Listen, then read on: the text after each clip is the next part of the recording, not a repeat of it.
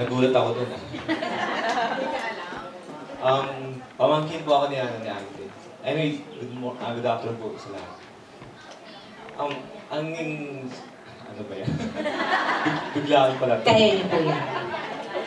Si Ante ay, pag nagbabakasyon kami rin sa Lucena, from Lon, tapos minsan saka lang kami tumutuloy, napakasipag niya ni Ante. Tapos doon ko nakita yung sipag niya na ipasa sa mga anak. Na ang mga anak ay napakamasunurin.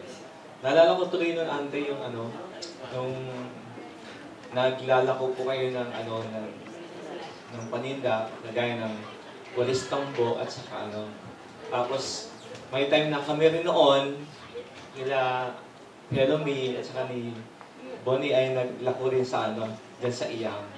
Tapos doon ko nakita yung talagang pagsisikap ng Pitalco family sa panguna rin ni Ante noon.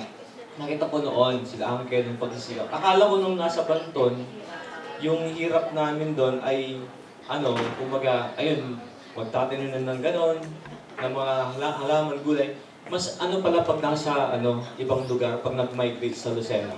Mas doble, mas tripling pagsisikap para tayo ay yung umunlad yung buhay.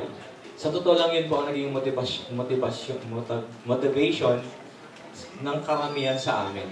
Yung hirap sa Romblon, tapos ang naging inspirasyon namin ay sila Ante at sila Uncle. Yung mga nauna po saan. Sila po ang naging Tapos si Ante po, maraming salamat po sa pagkukup po sa aming pamilya. Kung hindi po sa inyo, baka isa rin ako sa inyo pinakatapos ng pag-aaral. Maraming salamat po sa Pitalco Clan, sa lahat po, sa family, sa lahat po. In behalf of family. Maraming salamat po. Thank you po. Ayan ako.